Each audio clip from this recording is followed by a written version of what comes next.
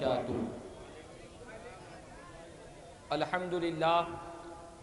الحمدللہ رب العالمین، والصلاة والسلام علی سید الانبیاء والمرسلین وعلی آلہ الطیبین الطاہرین واصحابہ الاکرمین الافضلین وعلی من والاہم وتبعہم وسار علی نہجہم واستنى بسنتهم إلى يوم الدين، أما بعد فقد قال الله تبارك وتعالى في شان عظمة حبيبه الكريم: أعوذ بالله من الشيطان الرجيم، بسم الله الرحمن الرحيم، إن الله وملائكته يصلون على النبي يا أيها الذين آمنوا صلوا عليه وسلموا تسليما، اللهم صل على سيدنا مولانا محمد وعلى آل سيدنا مولانا محمد وبارك وسلم صلاة وسلاما عليك يا سيدي يا حبيبي يا رسول الله صلی اللہ تعالی علیہ وسلم۔ شہ نشین پر رونق افروز معزز حفاظ کرام و ثناخان مصطفیٰ صلی اللہ علیہ وسلم و ذمہ داران اور تمام اہلیان محلہ اور نوجوان ساتھیوں، سب سے پہلے عید میلاد النبی صلی اللہ تعالی علیہ وسلم کے موقع پر یہ جو آقا کریم صلی اللہ تعالی علیہ وسلم کے عاشقوں نے، حضور کے چاہنے والوں نے جن محبتوں کا اظہار کیا اور جلسہ میلاد النبی صلی اللہ علیہ وسلم مقرر کیا، میں تمام نوجوانوں کو اور بزرگوں کو اور تمام ذمہ داروں کو دل کی گہرائیوں سے مبارکباد پیش کرتا ہوں کہ انہوں نے آقا کریم صلی اللہ علیہ وسلم کی میلاد پاک کا بڑا ہی بابرکت اور عظیم جلسے کو انہوں نے سجایا، اور اللہ تعالیٰ سے دعا کرتا ہوں کہ مولا تعالیٰ ان نوجوانوں کی محنت کو تو اپنی بارگاہ میں قبول فرما لے، اور یہ جو ذمہ داروں نے اس مقدس محفل کا بیڑا اٹھایا ہے، مولا ان کی دنیا اور آخرت میں بھلائیاں اور کامیابیاں عطا فرما دے۔ آئیے کچھ سننے اور سنانے سے قبل ہم اور آپ مل کر انتہائی یقینت و محبت کے ساتھ حضور آقائے نامدار سرور کون و مکہ، سارے عالمین کے مختار، مدینے کے تاجدار، مکے کے سردار، سید الابرار جناب احمد مصطفیٰ محمد مصطفیٰ صلی اللہ تعالی علیہ وسلم کی بارگاہ میں ایک مرتبہ محبت و عقیدت کے ساتھ بآواز بلند درود و سلام کا نذرانہ پیش کر لیں۔ اللہم صلی علی سیدنا مولانا محمد وعلی آل سیدنا مولانا محمد وبارک وسلم صلاۃ و سلام علیک یا سیدی یا حبیبی یا رسول اللہ صلی اللہ تعالی علیہ وسلم۔ الحمدللہ، اللہ تبارک و تعالیٰ کا بے انتہا فضل و کرم ہے کہ اللہ تبارک و تعالیٰ نے ہم تمام کو اپنے حبیب پاک صاحب الاولاد باعث تخلیق کائنات رسول اکرم صلی اللہ تعالیٰ علیہ وسلم کی اس باعظمت اور میلاد پاک کے اس باوقار جلسے میں شریک ہونے کی اللہ نے ہمیں سعادت بخشی۔ یہ اللہ تبارک و تعالیٰ کا بڑا ہم پر احسان عظیم ہے، اور خوشی مجھے اس بات پر زیادہ بھی ہے کہ آج کے ہمارے اس جلسے میں معصوم بچوں کی تعداد بھی کافی زیادہ دکھائی دے رہی ہے۔ کم سن بچے بھی بہت زیادہ تعداد میں یہاں پر شریک ہے، یہ بھی میرے لیے بڑی خوشی کی بات ہو رہی ہے۔ لیکن میں تمام ہی حضرات سے گزارش کروں گا کہ جو باتیں آپ کو یہاں سنائی دی جائے گی، اور بچوں سے بھی میری گزارش یہی ہوگی کہ آپ بھی بغور اس جلسے میں شریک رہیں اور غور سے سنیں، آپس میں گفتگو نہ کریں، باتیں نہ کریں۔ جس مقصد کے لیے یہ محفل سجائی گئی ہے اس مقصد میں آپ بھی ہمارے ساتھ شامل ہو جائے۔ معزز حاضرین محترم سامعین کرام، اللہ تبارک و تعالیٰ نے قرآن کریم میں ارشاد فرمایا: یا ایھا الذین آمنوا قوا انفسکم واہلیکم نارا۔ اللہ تبارک و تعالیٰ نے قرآن کریم میں ارشاد فرمایا: اے ایمان والو، اے کلمہ طیبہ پڑھنے والو، اے وہ لوگوں جنہوں نے میرے محبوب پاک صلی اللہ علیہ وسلم کی ذات بابرکت سے اپنے رشتہ ایمان کو جوڑ لیا ہے، اللہ نے فرمایا کہ اے ایمان والو، تم اپنے آپ کو، اپنی جانوں کو اور اپنے اہل و عیال کو، اپنے گھر والوں کو، اپنی بیوی اور بچوں کو جہنم کی آگ سے بچاؤ، جہنم کی آگ سے اپنے آپ کو بچاؤ اور اپنی اہل و عیال کو جہنم کی آگ سے بچاؤ۔ اور جہنم کی آگ سے بچانے کے بعد اللہ نے فرمایا وقودها الناس والحجارہ، فرمایا کہ جس جہنم، جو آگ ہے، جس کا ایندھن، جب ہم آگ جلاتے ہیں، آگ جلانے سے پہلے، جب بڑی آگ ہونے سے پہلے چھوٹی چھوٹی لکڑیوں کو ہم جمع کرتے ہیں، چھوٹی چھوٹی لکڑیوں کو آگ لگاتے ہیں، چھوٹی چھوٹی لکڑیوں سے ہوتے ہوئے آگ بڑی ہوتی ہے، لکڑیوں کا استعمال کرتے ہیں۔ تو اللہ نے فرمایا کہ جس طرح تم آگ لگانے کے لیے لکڑیوں کا استعمال کرتے ہو، جہنم کی وہ بھیانک آگ ہے، جہنم کی اتنی سخت آگ ہے، اس کو بھڑکانے کے لیے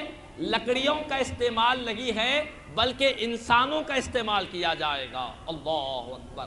انسانوں کا استعمال کیا جائے گا، پتھروں کا استعمال کیا جائے گا، انسانوں کے ذریعے جہنم کی آگ کو بھڑکایا جائے گا، پتھروں کے ذریعے جہنم کی آگ کو سلگایا جائے گا۔ اتنی بھیانک، اتنی سخت آگ جہنم کی آگ ہوگی۔ اللہ اکبر۔ اللہ تبارک و تعالیٰ نے ایمان والوں سے فرمایا کہ اے ایمان والو، یہ جہنم کی آگ ہے، دنیا کی آگ لکڑی سے سلگتی ہے، لکڑی کے ذریعے آگ لگاتے ہو، لکڑی ایندھن ہوتی ہے، لیکن جہنم کی آگ کا ایندھن لکڑی نہیں ہوگی بلکہ انسان ہوں گے اور پتھر ہوں گے، اس کے ذریعے جہنم کی آگ کو بھڑکایا جائے گا۔ تو رب تبارک و تعالیٰ نے جہنم کی آگ کی حرارت کو بیان کیا، اس کی سختی کو بیان کیا اور اس کے بھیانک آگ کے اثرات کو بیان فرمایا۔ تو فرمایا کہ اے مومنو،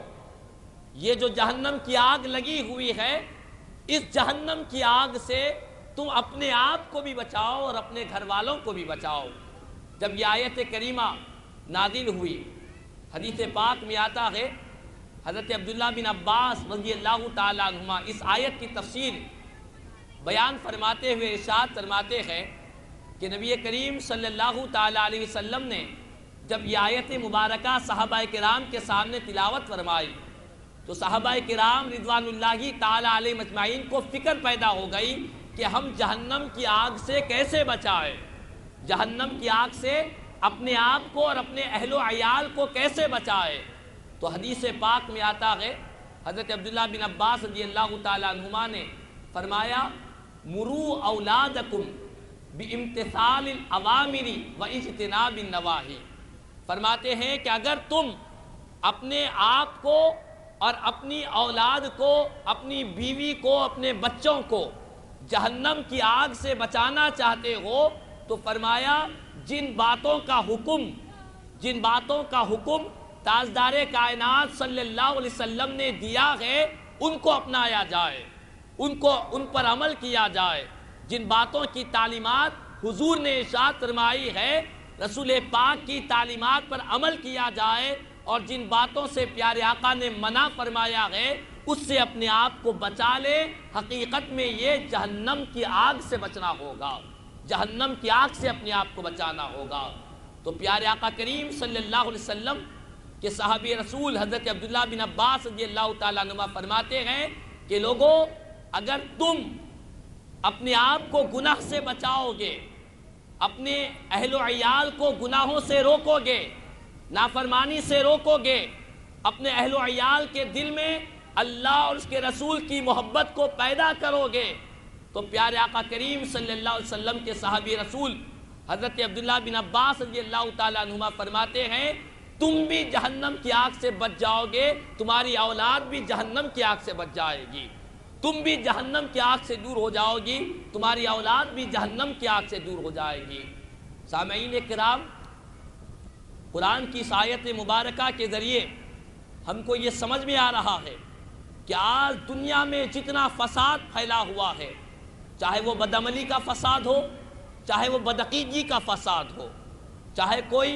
عمل کے اعتبار سے گناہ میں مبتلا ہو، چاہے کوئی عقیدے کے حساب سے گناہ میں مبتلا ہو، یہ دنیا میں جتنا فساد مچا ہوا ہے، میں پوچھنا چاہتا ہوں کہ آج جو نوجوان، جو انسان کسی کو قتل کر رہا ہے، کیا اپنی ماں کے پیٹ سے اس نے قتل کرنا سیکھا ہے؟ جو نوجوان آج شراب پی رہا ہے، کیا اس نے اپنی ماں کے پیٹ سے شراب کی عادت اس کو آئی ہے؟ جو انسان آج زنا کر رہا ہے، یہ زنا کی عادت کہاں سے آئی؟ یہ گناہوں کی عادت، قتل و غارت گیری کی عادت انسان کو کہاں سے آئی؟ تو پیارے آقا کریم صلی اللہ علیہ وسلم نے ایک حدیث پاک میں اس کا جواب ارشاد فرمایا ما من مولود یولد علی الفطرۃ فابواہ یہودانہ وینصرانہ او یمجسانہ او یشرکانہ۔ پیارے آقا فرماتے ہیں ہر انسان جو پیدا ہوتا ہے وہ فطرت دین پر پیدا ہوتا ہے۔ ہر پیدا ہونے والا بچہ دین پر پیدا ہوتا ہے، اسلام پر پیدا ہوتا ہے، اس کے اندر پاکیزہ اخلاق اور عادات ہوتے ہیں۔ لیکن پیارے آقا فرماتے ہیں وہ پیدا ہونے والا بچہ اس کا گناہ سے پاک و صاف ہوتا ہے، اس کا دل گناہوں کی گندگی سے پاک ہوتا ہے، اس کے دامن میں گناہوں کی آلودگی نہیں ہوتی۔ لیکن جب پیدا ہوتا ہے تو جو ماحول اس کے ماں باپ اس کو دیتے ہیں، جو ماحول اس کے والدین اس کو دیتے ہیں، وہی ماحول کی وجہ سے بچے کے اندر بگاڑ پیدا ہوتا ہے۔ بچہ بڑا ہو کر یہودی بنتا ہے یا نصرانی بنتا ہے یا مجوسی بنتا ہے یا مشرک بنتا ہے، یہ والدین کی وجہ سے بچے کے اندر وہ تبدیلی پیدا ہوتی ہے۔ ہر پیدا ہونے والا یہودی نہیں ہوتا، ہر پیدا ہونے والا نصرانی نہیں ہوتا، ہر پیدا ہونے والا بچہ مجوسی نہیں ہوتا، مشرک نہیں ہوتا، ہر پیدا ہونے والا بچہ فطرت اسلام پر پیدا ہوتا ہے۔ اللہ تعالیٰ اس کے ذہن و دل و دماغ کو پاک و صاف پیدا کرتا ہے، لیکن وہ بچہ جب پیدا ہوتا ہے اپنے والدین کو جس ماحول میں دیکھتا ہے، اپنے گھر میں جس ماحول کو پاتا ہے، اسی ماحول میں بچہ ڈھل جاتا ہے، وہی کیفیت بچے کے اندر پیدا ہو جاتی ہے۔ تو سامعین کرام، پیارے آقا کریم صلی اللہ علیہ وسلم کے اس فرمان عالی شان سے ہم کو یہ واضح طور پر پیغام مل رہا ہے کہ آج معاشرے کے اندر جو کوئی شرابی بنا، آج معاشرے کے اندر جو کوئی زانی بنا، آج معاشرے کے اندر جو کوئی قاتل بنا، جو کوئی سودخور بنا، جو کوئی بدعقیدہ بنا، اس کی ایک اہم وجہ یہ ہے کہ اس انسان کو صحیح صحبت نصیب نہیں ہوئی، اچھی صحبت گھر والوں نے نہیں دی، والدین کی لاپرواہی رہی، ماں باپ غافل رہے بچوں سے،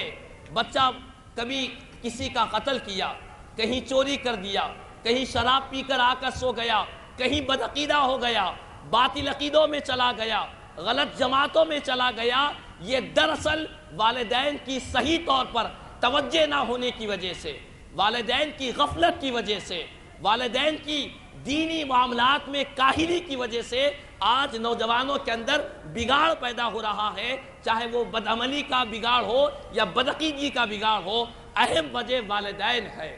ماں باپ ہے۔ پیارے آقا نے فرمایا کہ والدین بچے کو یہودی بناتے ہیں، والدین بچے کو نصرانی بناتے ہیں، والدین اپنی اولاد کو مجوسی بناتے ہیں، مشرک بناتے ہیں۔ یہ والدین کے اوپر ہوتا ہے۔ پیدا ہونے والا بچہ تو فطرت اسلام پر پیدا ہوتا ہے، اسلام کی فطرت پر پیدا ہوتا ہے۔ تو آج ضرورت اسی بات کی ہے کہ ہر کوئی اپنے اپنے گھر کا محاسبہ کرے، اپنی اولاد کا جائزہ لے کہ ہم اپنی اولاد کو کیسا ماحول دے رہے ہیں، ہم اپنی اولاد کو کیسی تربیت دے رہے ہیں۔ آج اولاد کے سینوں میں عشق رسول کی شمع کو روشن کرنا یہ والدین کی ذمہ داری ہوتی ہے۔ آج اولاد کے دلوں میں خوف خدا پیدا کرنا یہ والدین کی ذمہ داری ہوتی ہے۔ اولاد کے دل میں قرآن کی محبت پیدا کرنا یہ والدین کی ذمہ داری ہوتی ہے۔ لیکن افسوس کی بات ہے آج ہمارا مسلم معاشرہ اور سماج میں والدین اپنی حقیقت سے ناواقف ہے، اپنے مقام و مرتبے کو والدین کھو چکے ہیں۔ والدین کے ذہن و فکر میں صرف ایک ہی چیز ہے، ایک ہی چیز ماں باپ کے ذہن میں آ چکی کہ ہمارا جو بچہ ہوگا وہ دنیا میں کسی کا محتاج نہ رہے، بچے کی دنیا اچھی رہے، اس کا فیوچر اچھا رہے، اس کا مستقبل اچھا رہے، بچے کو اچھا کھلائیں گے، اچھے کپڑے پہنائیں گے، اس کے لیے اچھی سواری کا انتظام کریں گے، وہ شوق کرے تو اس کو ایک فون دلوائیں گے۔ والدین یہی اپنی ذمہ داری سمجھ رکھے ہیں، اچھا جاب دلائیں گے، یہاں پر نہیں تو کسی اور دوسرے ممالک کی طرف بھیجیں گے۔ الغرض بچے کی دنیا کو سدھارنے کے لیے والدین بڑی کوششوں میں، بڑی جد و جہد میں لگے ہوئے ہیں۔ میں اس کا انکار نہیں کر رہا ہوں، یہ درست ہے۔ دنیا کی فکر کرنا، بچے کی مستقبل کی فکر کرنا، بچے کی اس دنیا کی زندگی کی فکر کرنا، بچے کے کھانے پینے کا، اس کے رہنے سہنے کا، اس کے لباس کا خیال کرنا، یہ والدین کو کرنا چاہیے۔ لیکن میں والدین سے یہی سوال کرتا ہوں کہ جتنی فکر اولاد کی دنیا بنانے کے لیے ہم کر رہے ہیں، کیا اتنی فکر ان کی آخرت کے لیے والدین کر رہے ہیں؟ جتنی فکر ہم اپنی اولاد کی اس چند روزہ مستقبل کے لیے،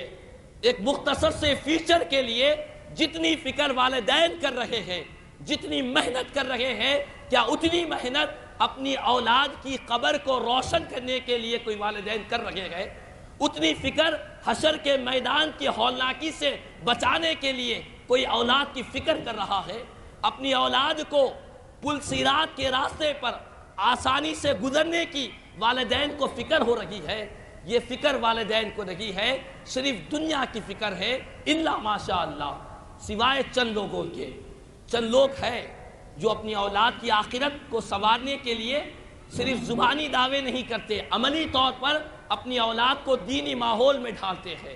عملی طور پر اپنی اولاد کو دینی تربیت دیتے ہیں۔ یہ بہت کم لوگ ہیں، جس کو ہم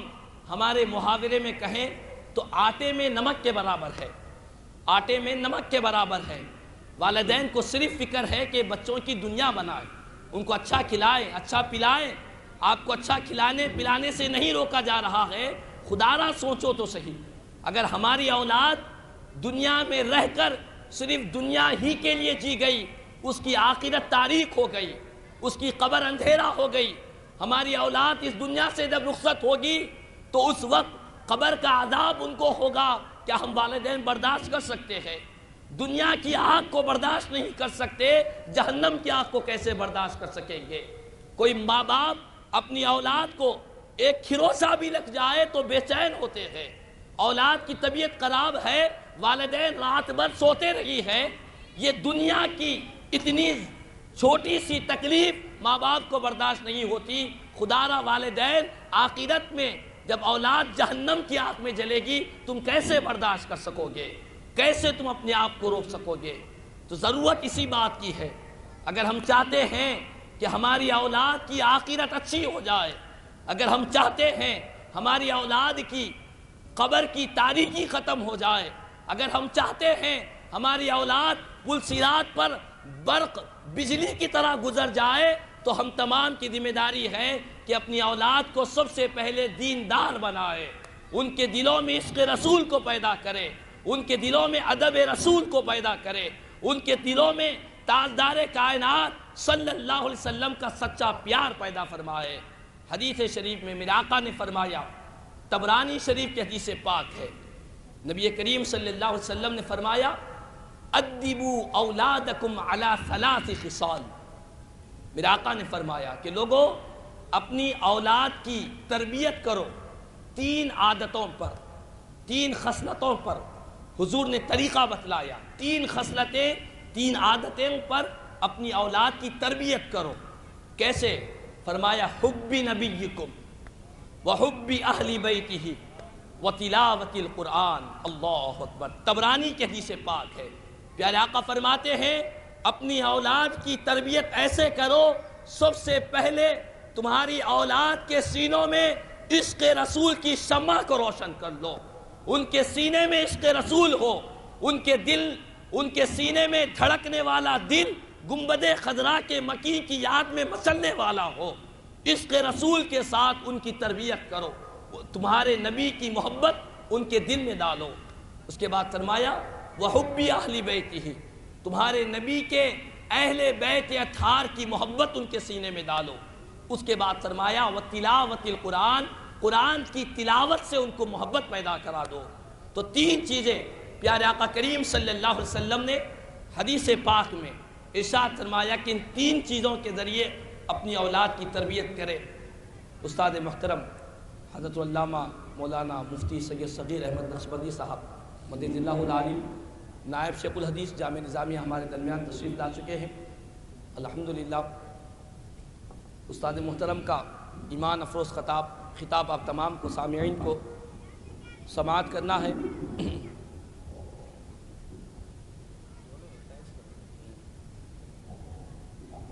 ایک مرتبہ بآواز بلند درود پاک کا نظارہ پیش کر لے۔ اللہم صلی علی سیدنا مولانا محمد وعلی آل سیدنا مولانا محمد وبارک وسلم صلاۃ و سلام علیک یا سیدی یا حبیبی یا رسول اللہ صلی اللہ تعالی علیہ وسلم۔ تو سامعین کرام، آج جو بھی فساد، بدعملی اور بدعقیدگی جہاں کہیں بھی پھیلی ہوئی ہے، اس کا سب سے بڑی وجہ والدین کی غفلت ہے،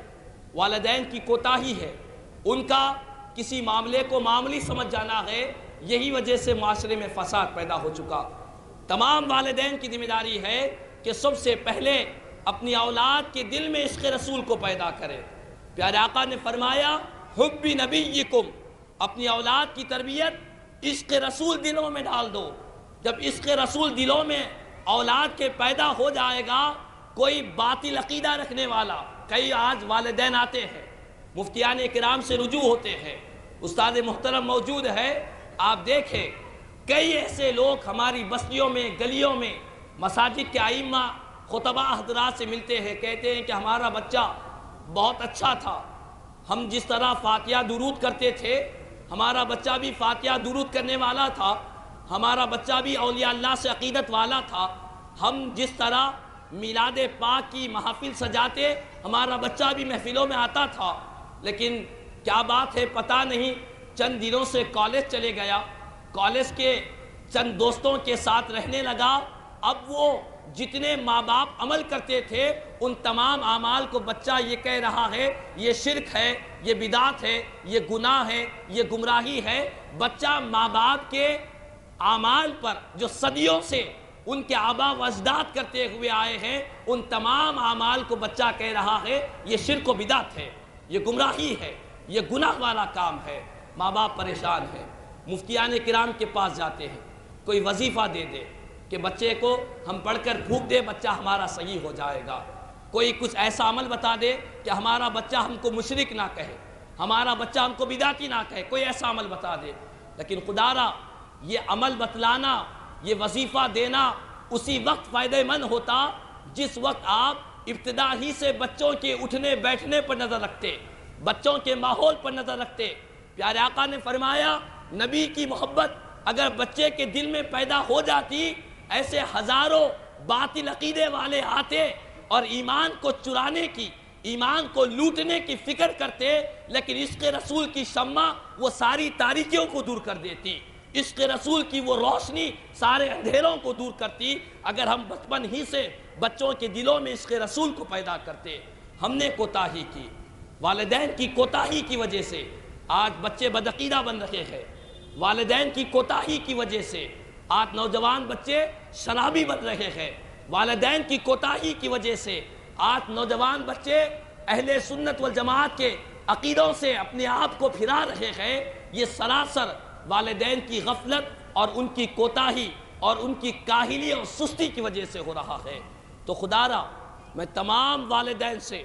یہی گزارش کروں گا کہ ہمارا یہ جلسہ میلاد النبی صلی اللہ علیہ وسلم اسی وقت کامیاب ہوگا جس وقت ہم اپنی اولاد پر تربیت دینا شروع کریں، اپنی اولاد پر نظر کریں، اپنی اولاد کے بارے میں فکر کریں، اولاد کا کن لوگوں کے ساتھ اٹھنا بیٹھنا ہے دیکھیں۔ بچہ کسی بھی محلے والے میں، آج کا زمانہ تو یہ ہے کہ بچوں پر ایسی کڑی نظر رکھی جائے، ایسی کڑی نظر رکھی جائے کہ پہلے ایک زمانہ تھا کہ لوگ ٹوپی کوئی پہنتا تو اس پر بھروسہ کرتے، کوئی داڑھی رکھتا تو اس پر بھروسہ کرتے، لیکن آج ہر ٹوپی اور داڑھی رکھنے والا صحیح العقیدہ ہونا ضروری نہیں ہے، وہ ہو سکتا ہے ہمارے بچے کے ایمان کو لوٹ لے۔ تو خدارا والدین ہوشیار ہو، سمجھداری سے کام لے، اپنے بچوں کے عقیدوں کی حفاظت کرے، ان کے سینوں میں ادب رسول کو پیدا کرے۔ جامع ترمذی شریف کی حدیث پاک ہے، نبی کریم صلی اللہ علیہ وسلم نے فرمایا ما نحل والد ولدا افضل من ادب حسن۔ نبی کریم صلی اللہ علیہ وسلم نے فرمایا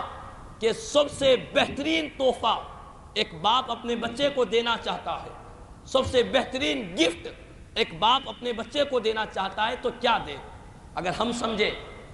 سمجھے تو ہم سمجھتے ہیں کہ کوئی باپ اپنے بچے کو اچھی عمارت دے دیا تو یہ بہترین تحفہ دے دیا، کوئی باپ اپنے بچے کو بہت اچھی تعلیم دلوا دیا، بچے کو بہترین تحفہ دے دیا، کوئی باپ اپنے بچے کو ایک زمینی ایک پلاٹ اس کے حوالے کر دے تو لوگ کہتے ہیں کہ باپ نے بہت اچھا تحفہ دیا، کوئی باپ اپنے بچے کو اب بہترین دکان لگا کر دے دیا، عالیشان عمارت لگا کر دے دیا، ہم سمجھتے ہیں کہ باپ نے بہت اچھا تحفہ دیا۔ یہ ہماری سوچ ہے، یہ ہماری فکر ہے، لیکن قربان جائے رحمت للعالمین صلی اللہ علیہ وسلم نے فرمایا کہ لوگوں،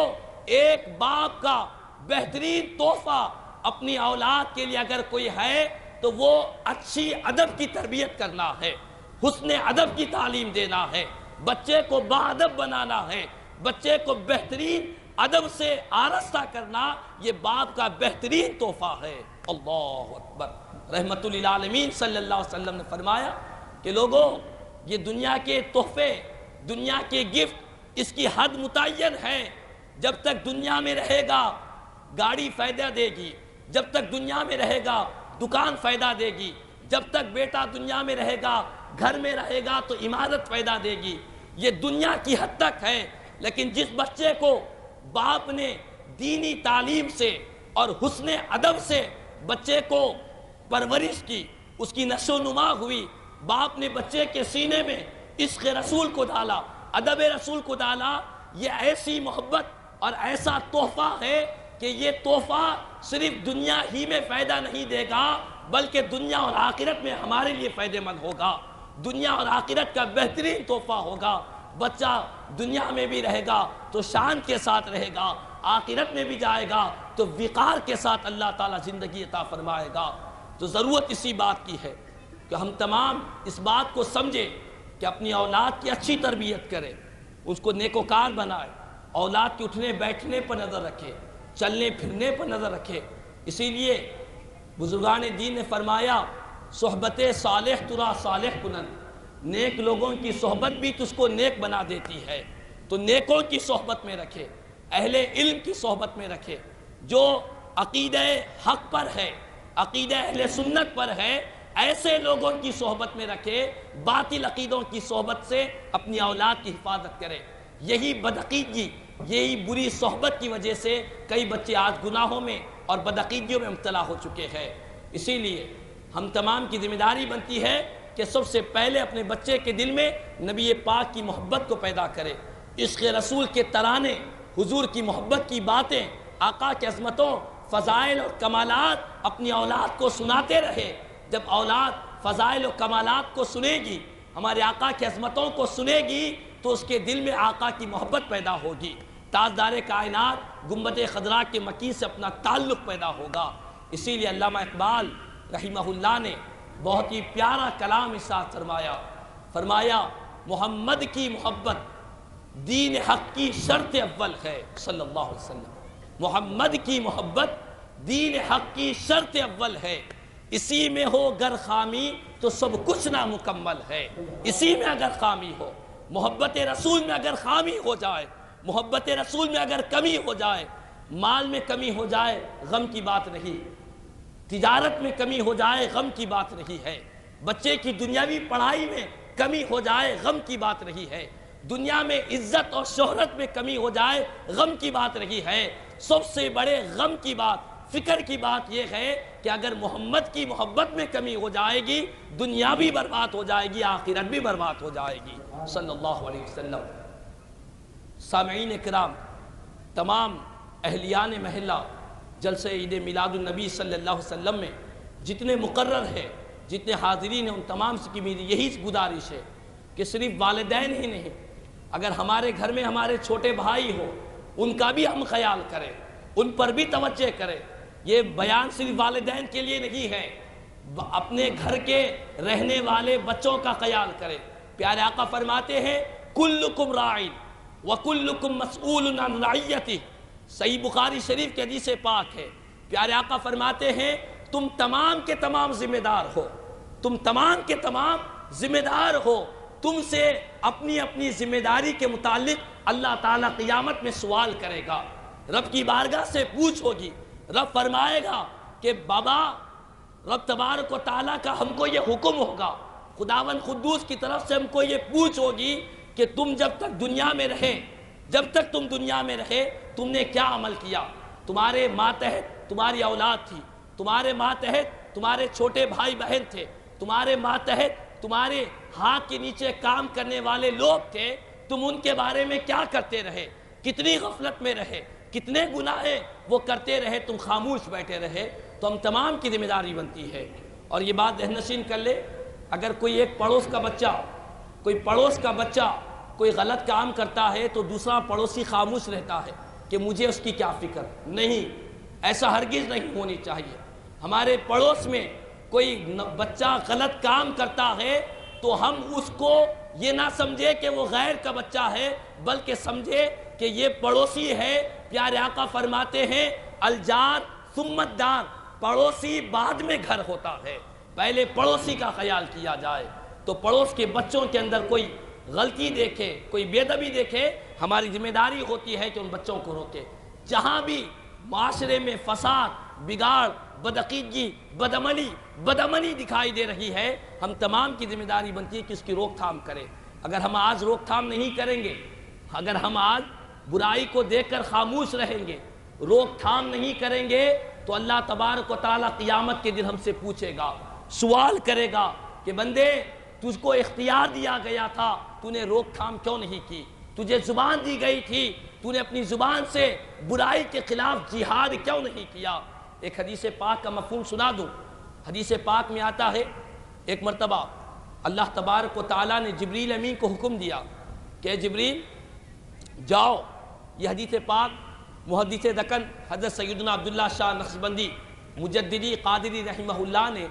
اپنی حدیث کی کتاب زجاجۃ المصابیح جلد 4 میں یہ حدیث پاک بیان فرمائی ہے۔ اللہ تبارک و تعالیٰ ایک مرتبہ جبریل امین کو حکم دیا کہ جبریل جاؤ فلاں بستی، وہاں پر میرا گناہ، میری نافرمانی بہت بڑھ چکی ہے، جاؤ وہ تمام کی تمام بستی کو ہلاک کر دو، ساری بستی کو الٹ دو، ساری بستی کو تباہ کر دو۔ خدا کے عذاب کا فیصلہ لے کر جبریل امین جب زمین کی طرف گئے تو آ کر رب کی بارگاہ میں عرض کرنے لگے کہ مولا، تیری اس بستی میں جہاں گناہ ہو رہا ہے، جہاں تیری نافرمانی ہو رہی ہے، جہاں تیرے نبی کی محبت کی باتیں نہیں ہو رہی ہے، جہاں گناہ اور فساد پیدا ہو چکا ہے، مولا اس بستی میں تیرا ایک بندہ ایسا ہے، تیرا ایک بندہ ایسا ہے کہ اس نے، حدیث کے جو الفاظ ہے طرفۃ عین، کہ اس نے پلک جھپکنے کے برابر بھی کبھی تیری نافرمانی نہیں کی، وہ ہمیشہ تیری پاکی بیان کرتا، تیری عبادت کرتا، تیری تسبیح بیان کرتا، تیری شان بیان کرتا، تیرے فیصلے کے مطابق زندگی گزارتا۔ سارے بستی والے گنہگار ہیں، ایک بندہ ہے جو نیکوکار ہے، وہ گناہ نہیں کرتا۔ تو رب نے فرمایا جبریل امین سے کہ اے جبریل، جو بندہ ساری بستی گناہوں میں مبتلا ہے، جو بندہ گناہ نہیں کرتا ہے، میری عبادت میں لگا ہوا ہے، گناہ نہیں کر رہا ہے، اے جبریل پہلے اس بندے کے اوپر سے، وہاں سے ہلاکت کو شروع کرو، پہلے اس کو برباد کرو، پہلے اسے ختم کرو، اس کے بعد ساری بستی کو برباد کر دینا۔ اللہ اکبر۔ وجہ کیا ہے؟ رب نے بیان فرمایا وجہ یہ ہے کہ یہ نیکوکار ہے، یہ نمازیں پڑھتا ہے، میری بارگاہ میں سجدے کرتا ہے، یہ نیکی کے راستے پر ہے، لیکن جبریل یہ جب کبھی اس کے سامنے میری نافرمانی کی جاتی تو میرے بندوں کو کبھی گناہوں سے نہیں روکتا، اس کے سامنے میری بغاوت کی جاتی میرے بندوں کو، گنہگاروں کو گناہوں سے نہیں روکتا، نافرمانوں کو نافرمانی سے نہیں روکتا۔ ایسے بندے کو پہلے برباد کرو، بعد میں بستی والوں کو برباد کرنا۔ اللہ اکبر۔ یہ حدیث پاک ان لوگوں کے لیے بہت ہی قابل غور ہے جو کہتے ہیں کہ ہم صرف اپنے آپ کو دیکھیں گے، ہم گناہ سے بچیں گے، ہمارا پڑوسی جہنم میں جائے، ہم جنتی ہو جائیں گے، ہمارا دوست جہنم میں جائے، ہم کو پرواہ نہیں ہے، ہم نیکی کے راستے پر جائیں گے، کوئی شخص گناہ کرے ہم کو پرواہ نہیں ہے، ہم نیک کام کریں گے۔ اور خدا کے بغاوت کرنے والے نافرمان بندوں کو گناہوں سے نہیں روکتے، ایسے لوگوں کے لیے یہ حدیث پاک بہت ہی قابل غور ہے۔ وہ دیکھیں کہ اگر آج ہم گنہگاروں کو، نافرمانوں کو، نبی کے غداروں کو اگر ان گناہوں سے نہیں روکیں گے، وہ دن دور نہیں ہے جب اللہ کا عذاب آئے گا، گنہگاروں کے ساتھ ساتھ نیکوکار بھی اس عذاب میں چلے جائیں گے، گنہگاروں کے ساتھ ساتھ وفادار بھی اللہ کے عذاب کی گرفت میں آ جائیں گے۔ تو معلوم یہ ہوا معاشرے کے سارے انسانوں کی ذمہ داری ہوتی ہے۔ بعض لوگ کہتے ہیں کہ مدرسے والوں کی ذمہ داری ہے، علماء کی ذمہ داری ہے۔ علماء تو کہیں گے، بتلائیں گے، لیکن گھر کا ماحول دینا یہ والدین کی ذمہ داری ہے۔ علماء کہیں گے، بتائیں گے، تربیت کرنا یہ والدین کے سرپرست حضرات کی، تمام لوگوں کی ذمہ داری ہوتی ہے۔ ہر کوئی جہاں جہاں اس کے اختیارات ہیں اپنے اپنے اختیار کے حساب سے معاشرے کے فساد کو ختم کرے اور دلوں میں عشق رسول کی شمع روشن کرنے کی کوشش کرے۔ کی محمد سے وفا تو نے تو ہم تیرے ہیں صلی اللہ علیہ وسلم، کی محمد سے وفا تو نے تو ہم تیرے ہیں۔ یہ جہاں کیا چیز ہے لوح و قلم تیرے ہے، یہ جہاں کیا چیز ہے، یہ دنیا کیا چیز ہے، لوح و قلم تیرے ہے۔ اگر محمد کے وفادار بن جائے صلی اللہ علیہ وسلم تو خلاصہ کلام یہ ہے، زندگی کی کامیابی یہی ہے کہ جب تک جسم میں آخری سانس باقی رہے ہم خود بھی عشق رسول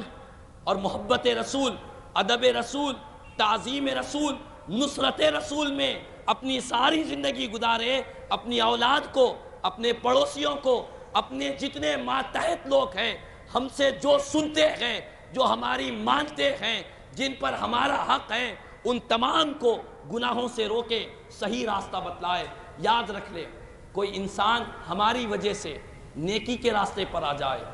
کوئی انسان ہماری وجہ سے صحیح راستے پر آ جائے، کوئی شرابی ہمارے بولنے کی وجہ سے شراب کو چھوڑ دے، کوئی بے نمازی ہمارے سمجھانے کی وجہ سے نماز پڑھنا شروع کر دے، تو یقیناً یہ ہمارے لیے دنیا اور آخرت میں نجات کا سب سے بہترین ذریعہ ہے، بہترین ذریعہ ہے۔ میرے آقا نے فرمایا خیر الناس من ینفع الناس، لوگوں میں سب سے بہتر انسان وہ ہے جو لوگوں کو فائدہ پہنچائے۔ مال کا فائدہ پہنچانا، دولت کا فائدہ پہنچانا، علم کا فائدہ پہنچانا، دنیا کی جو بھی چیزیں ہیں یہ فائدہ پہنچانا اپنی جگہ ہے، لیکن کسی گنہگار کو نیکوکار بنا دینا یہ سب سے بڑا فائدہ پہنچانا ہے، کسی شرابی کو نمازی بنا دینا یہ سب سے بڑا فائدہ پہنچانا ہے، کسی بدعقیدہ کو صحیح العقیدہ بنا دینا یہ سب سے بڑا فائدہ پہنچانا ہے۔ ہم چاہتے ہیں ہم لوگوں کو فائدہ پہنچانے والے بنے، دنیا میں تو فائدہ پہنچاتے ہی رہے لیکن آخرت کی فکر کرے، قبر کی تاریکی کی فکر کرے۔ اللہ تبارک و تعالیٰ سے دعا ہے اللہ تبارک و تعالیٰ ہم تمام کو آقا کریم صلی اللہ تعالیٰ علیہ وسلم کی پیاری پیاری اداؤں، حضور کی سنتوں کو اپنانے کی توفیق عطا فرمائے۔ کہنے سننے سے زیادہ مجھے ہم تمام کو عمل کی توفیق عطا فرمائے۔ جتنے حاضرین اور سامعین ہیں اور جن نوجوانوں نے بڑی محنتوں سے، مشقتوں سے اس جلسے میلاد کو سجایا ہے، مولا ان نوجوانوں کی دنیا اور آخرت میں بھلائیاں عطا فرمائے، انہیں دنیا اور آخرت میں ناختم ہونے والی خوشیاں نصیب فرمائے۔ مولا تبارک و تعالیٰ جتنے حاضرین ہیں، سامعین ہیں، جو لوگ اس مقدس جلسے میں شریک ہیں، مولا ان کی زندگیوں میں، کاروبار میں، تجارت میں، رزق میں، عمر میں، اعمال صالحہ میں رحمتیں، برکتیں، وسعتیں عطا فرما دے۔ کہنے سننے سے زیادہ مجھے اور ہم تمام کو عمل کی توفیق عطا فرمائے۔ آمین ثم آمین واخر دعوانا الحمدللہ رب العالمین وما علینا الا البلاغ المبین۔ میں تمام ہی حاضرین سے یہی کہوں گا کہ جس طرح آپ خاموشی کے ساتھ یہاں بیٹھے ہیں اسی طرح آپ خاموشی سے بیٹھے رہیں، استاد محترم حضرت علامہ مولانا مفتی سید صغیر احمد نقشبندی صاحب مدد اللہ العالی، نائب شیخ الحدیث جامعہ نظامیہ، بہت ہی مصروف ترین شخصیت ہے۔ احقر کے کہنے پر استاد محترم آج ہمارے درمیان میں تشریف لا چکے ہیں۔ میں تمام اہلیان محلہ کی جانب سے استاد محترم کا شکریہ ادا کرتا ہوں کہ اس ناچیز کے بلانے پر استاد محترم ہمارے درمیان میں تشریف لا چکے ہیں، اور انشاءاللہ استاد محترم کا بھی بہت ہی قیمتی مایہ ناز خطاب سننا ہے، ایمان افروز خطاب سننا ہے، دلوں میں عشق رسول کو اجاگر کرنے والا خطاب سماعت فرمانا ہے۔ اور الحمدللہ ہمارے درمیان میں حضرت علامہ مولانا سید معین الدین قادری شفیع صاحب مدد اللہ العالی خطیب مسجد ہیرا بھی تشریف فرما ہے، ان کا بھی ایمان افروز خطاب سننا ہے۔ آپ تمام حضرات جم کے بیٹھے رہے، محبوب کی محفل کو محبوب سجاتے ہیں، آتے ہیں وہی جنہیں سرکار بلاتے ہیں۔ آپ یہاں آئے نہیں، آپ کو بلایا گیا ہے، پیارے آقا کی طرف سے منتخب کیے گئے ہیں، لہذا جب تک بھی آپ بیٹھے ادب کے ساتھ، احترام کے ساتھ، تعظیم کے ساتھ بیٹھے، اور کوشش یہ کرے کہ اگر کسی کے سر پر ٹوپی نہیں ہے تو دستی نکال کر رکھ لے۔ محبوب کی محفل ہے، جہاں ذکر حبیب ہوتا ہے وہاں خدا بھی قریب ہوتا ہے، جہاں ذکر حبیب ہوتا ہے وہاں خدا بھی قریب ہوتا ہے۔ ان کی محفل میں بیٹھنے والا ہر ایک شخص بڑا خوش نصیب ہوتا ہے۔ تو آپ خوش نصیب لوگ ہیں تو اپنے سروں پر کپڑا ڈال لیں یا دستی ڈال لیں تاکہ اس مقدس محفل کا ادب احترام باقی رہے۔ اور جو نوجوان دور بیٹھے ہوئے ہیں ان سے بھی میری ادباً گزارش ہے کہ وہ قریب میں آ جائے تاکہ جلسے کا ماحول اچھی طرح جم جائے۔ جو نوجوان دور بیٹھے ہوئے ہیں ان سے گزارش ہے کہ سامنے کی جگہ خالی ہے، آپ حضرات یہاں سامنے لا لیں تاکہ یہ جو محفل سجی ہے سرکار کے غلاموں نے سجائی ہے، اور غلام ہی آقا کی محفل کو سجاتے ہیں۔ غلاموں کا کام ہے آقا کی محفل کو سجانا، اور آقا غلاموں پر کرم بھی فرماتے ہیں۔ تو اس لیے بہت ہی ادب احترام کے ساتھ آپ کو خطاب سماعت کرنا ہے، بڑی توجہ کے ساتھ آپ یہاں پر رہے۔ ایسا نہ رہے کہ آپ کا دماغ، آپ کا جسم حاضر ہے دماغ حاضر نہ ہو، ایسا نہ ہو، بلکہ آپ کا جسم بھی حاضر ہو، آپ کا دماغ بھی حاضر ہو۔ یہ محفلیں بار بار نہیں ہوتی، سال میں ایک مرتبہ یہ جلسہ منعقد ہوتا ہے، اور دوسرا سالانہ جلسہ یہ مقرر کیا گیا ہے۔ تو آپ کا کام ہے کہ یہ جو صاحبین محنت کر یہ جلسے کو سجائے ہیں، وہ ان کا مقصد یہی ہے کہ ہم تمام سرکار کے چاہنے والے حضور کے غلام پیارے آقا کا ذکر سنتے رہے، حضور کی تعلیمات کو سنتے رہے، یہ ہمارا مقصد ہے۔ بہت ہی ادب و احترام کے ساتھ رہے۔ اللہ تبارک و تعالیٰ سے دعا ہے تمام نوجوانوں کو دنیا اور آخرت کی بھلائی عطا فرمائے۔ آمین ثم آمین، واخر دعوانا الحمدللہ رب العالمین۔